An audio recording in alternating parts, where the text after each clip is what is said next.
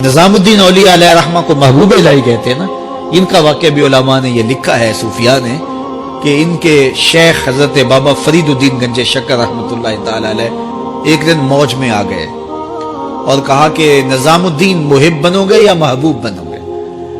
تو یہ بڑی خدمت کرتے تھے اپنی شیخ کی، تو کہا کہ محب بنو گے یا محبوب. تو کہا حضرت اگر اجازت ہو تو اپنی ماں کو نہ پوچھاؤں.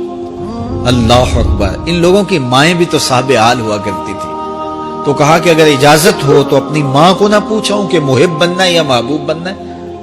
کہا جاؤ تمہیں اجازت ہے. تو گھر کی طرف روانہ ہوئے.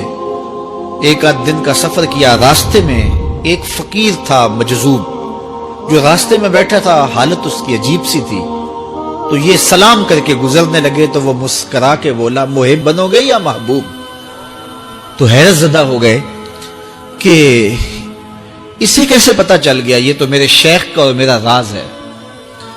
تو رک گئے. کہا کہ حضرت اگر آپ بتا دیں تو بہت اچھا ہو. کہا نہیں ماں سے پوچھو، جو وہ بتائے گی وہی بن جانا، اور اگر ماں نے نہ بتایا تو کل آ جانا، اسی وقت یہاں ملاقات ہوگی، پھر میں بتا دوں گا. خیر چلے، رات کو پہنچے، والدہ کی خدمت میں سلام پیش کیا، پاؤں دبائے اور کہا کہ شیخ موج میں آ گئے اور کہا محب بنو گے محبوب بنو گے. تو میں نے کہا ماں سے پوچھ لوں. تو میں اماں جی آپ سے پوچھنے آیا ہوں، راستے میں یہ واقعہ بھی ہوا. تو ماں نے کہا کہ بیٹے تم صبح ناشتہ کر کے پلٹ جانا، اور وہ جو راستے میں تیرے دل کی بات بوجھ گیا، وہ کوئی صاحب حال تھا، وہ تمہیں صحیح بتا سکے گا کہ محب بننا کہ محبوب بننا. خیر یہ صبح ناشتہ کر کے ماں کے پاؤں پکڑے، اجازت طلب کی اور واپس نکلے. اور وہاں جا کے دیکھا تو کوئی فقیر نہیں ہے. بڑے حیرت زدہ ہوئے. دائیں بائیں سے پوچھا کہ یہاں کل ایک بابا بیٹھا تھا. کہا وہ تو کل کے فوت ہو گیا. تو کہا اس کی قبر کہاں ہے؟ کہا قبر کس نے بنانی تھی اس کی؟ وہ گندگی کے ڈھیر پہ لوگوں نے پھینک دیا.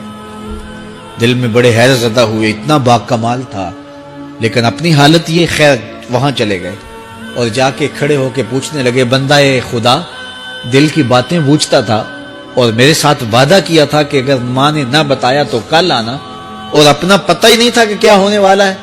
یہ بات کہی تو بابا اٹھ کے بیٹھ گیا. عرش فرش تے بانگا ملیاں تے مکے پہ گیا شور، بلے شاہ سا مرنا ناہی تے گور پیا کوئی ہور. ہاں اٹھ کے بیٹھ گیا اور کہا کہ نظام الدین محبوب بننا محب نہ بننا. محبوں کا یہ حال ہوتا ہے، نہ کفن ملتا ہے نہ دفن ملتا ہے. محبوب بنو گے تمہاری قبر پہ بھی میلے لگیں گے. فَاتَّبِعُونِي يُحْبِبْكُمُ اللَّهُ، اگر حضور کی اطاعت کرو گے، حضور کی فرما برداری کرو گے تو تم محبوب بن جاؤ گے. جب کوئی حضور کا ہو جاتا ہے تو رب اس کو اپنا محبوب بنا لیتا ہے.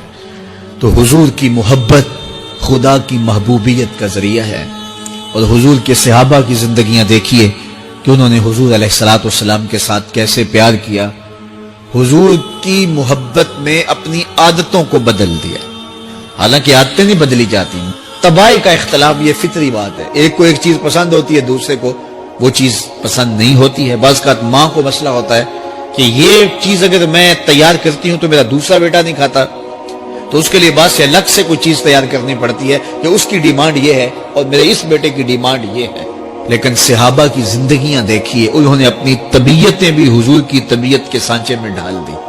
حضرت انس بن مالک کو کسی نے دیکھا کہ وہ شوربے سے کدو کے ٹکڑے نکال کے کھا رہے ہیں. تو کہا یہ کیا کر رہے ہو؟ کہا میں نے ایک دن حضور کو یوں کرتے ہوئے دیکھا تھا. تو طباع کا اختلاف یہ ایک فطری اختلاف ہوتا ہے، لیکن صحابہ نے اس کو بھی چھوڑا اور حضور کی محبت کے سانچے میں ڈال دیا. حضور کی چاہت پہ اپنے مزاج کو بدلا. اللہ اکبر. حضور علیہ الصلوۃ والسلام مدینہ المنورہ کی گلی سے گزر رہے تھے. ایک گنبد نما مکان بن رہا تھا، اور ایسے مکان حضور کو پسند نہیں تھے. تو آقا کریم علیہ السلام نے پوچھا یہ مکان کس کا ہے؟ کہا فلاں انصاری کا ہے. حضور گزر گئے. چہرے پہ تھوڑے سے ناگواری آثار حویدہ ہوئے. کسی نے اس صحابی کو بتا دیا کہ حضور گزرے تھے، تیرے مکان کو دیکھا، شاید پسند نہیں آیا. 2-4 دن کے بعد حضور دوبارہ گزرے، دیکھا کہ وہاں ملبے کا ڈھیر پڑا ہوا تھا. فرمایا صحابی کو بلایا گیا. کہا میں پرسوں ترسوں گزرا تھا، تیرا مکان دیکھا تھا، یہ کیا ہوا؟ عرض کی میں نے گرا دیا ہے۔ فرمایا کیوں؟ عرض کی سنا تھا آپ کو پسند نہیں، سنا تھا آپ کو پسند نہیں۔ میں اور آپ دیکھیں ہمارا کیا کیا حضور کو پسند ہے، سر سے لے کر پاؤں تک، نجی زندگی سے لے کے سیاسی زندگی تک، اپنے امور ذات سے لے کر کے اپنی معاشرتی زندگی تک، ہمارا کیا کیا حضور کو پسند نہیں، اور ہر وہ چیز بدل دیں جو حضور کو پسند